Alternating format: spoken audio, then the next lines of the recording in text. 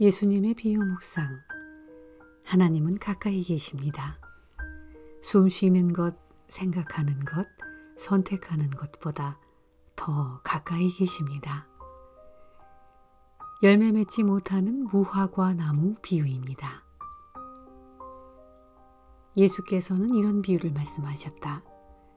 어떤 사람이 자기 포도원에다가 무화과 나무를 한 그루 심었는데 그 나무에서 열매를 얻을까 하고 왔으나 찾지 못하였다.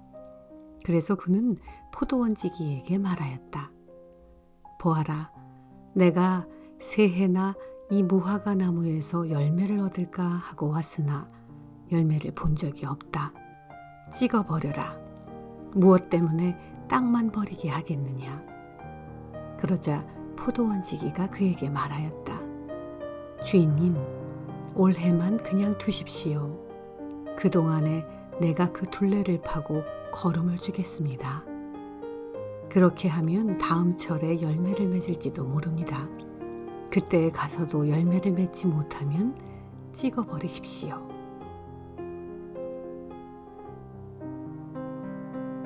열매 맺지 못하는 무화과 나무의 비유는 불임 상태의 여인이 하나님의 직접적인 개입으로 아이를 가지게 되는 성경의 이야기를 떠올리게 합니다. 세례 요한의 출생이 그랬습니다. 그의 어머니는 하나님의 능력으로 늙은 나이에 잉태하였고 위대한 선지자가 될 아이를 낳습니다. 아브라함의 아내 사라도 불임이었으나 하나님의 도움으로 아이를 가집니다. 그렇기에 아마도 이 비유를 듣고 있는 청중들은 3년 동안 열매가 없는 나무에 하나님이 개입하셔서 무화과를 많이 맺는 나무로 바꿀 거라고 기대했을 것입니다. 구약에선 무화과 나무는 하나님의 축복과 사랑의 상징이었으니까요. 하지만 비유의 결론은 어떻게 맺어지나요? 열매 맺지 못하는 쓸모없는 나무만 남습니다. 포도원지기는 주위에 거름을 줄 것을 제안하지만 다시 성장하여 열매를 맺을 수 있을지 알지 못합니다. 비유의 나무가 처한 곤경은 우리의 일상적 삶에 관한 생생한 상징입니다. 애쓰고 노력했지만 실패하거나 결실이 없을 때, 기도가 먼지처럼 메마를 때, 어떤 일도 일어나지 않을 때가 있습니다. 하나님의 임재의 느낌이 없고 깨달음의 경험도 없는데 실패는 계속되고 부당하게 비난받고 절망은 커져갑니다. 우리의 영적 생명이 죽은 듯이 보입니다. 우리는 무엇을 해야 할까요? 이 비유는 이렇게 말하는 것 같습니다. 단지 계속 기다려라. 환상, 카리스마적 은사, 영적인 황홀 상태가 문제를 해결하고 현실 너머의 특별한 곳으로 데려간다는 것은 현실과는 거리가 먼 생각입니다. 우리는 특별한 존재들입니다. 그러나 어떤 특별한 경험들 때문에 특별해지는 것은 아닙니다. 우리가 특별한 이유는 하나님이 우리의 현실과 함께 하시기 때문입니다. 하나님은 실패, 무익함, 영적 경험의 부재, 어려움을 이겨낼 힘이 부족한 순간에 함께 하시는 분입니다. 하나님은 가까이 계십니다.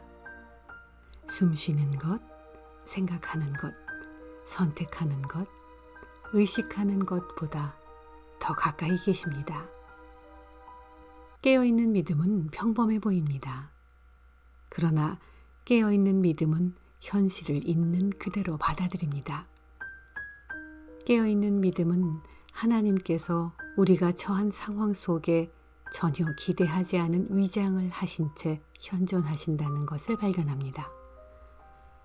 걸음은 보잘것없는 희망을 상징하지만 그 희망 가운데서 일상의 현실과 하나님의 통치 사이의 모순과 갈등을 분석하거나 해결하려고 하기보다 그분을 계속 신뢰합니다. 하나님이 부재하시는 듯한 세상에선 사람들은 자신을 위해 이상적인 상황을 만들어내야 합니다. 믿고 싶어 하는 신화를 공들여 만드는 것이지요. 그중 하나는 종교인들을 위한 것인데 도덕적 완전함, 지혜, 축복의 세상으로 들어간다는 신화입니다. 어떤 신화에선 자신의 나라, 민족, 인종 집단, 종교의 종말론적인 명예회복을 기다립니다. 예수님의 죽음과 부활이 이상적인 상태나 종말론적 구원으로 피신하게 해줄까요?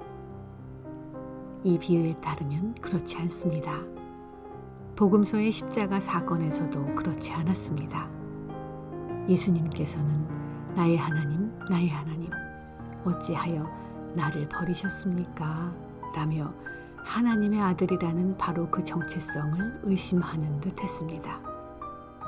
그러나 예수님께서 자신을 비우는 그때 하나님 나라의 능력과 자비는 가장 컸습니다. 우리도 회복되고 치유되기를 기다리는 동안 그와 같은 비움을 경험합니다.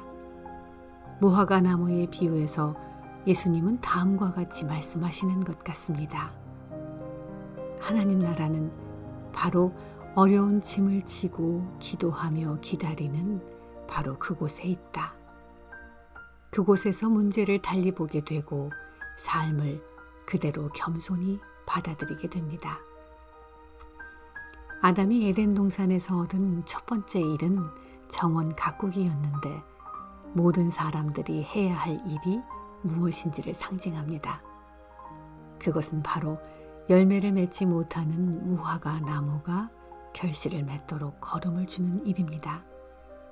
하나님은 우리의 인내와 노력을 보시고 그분의 사랑으로 결실을 맺어주실 것입니다.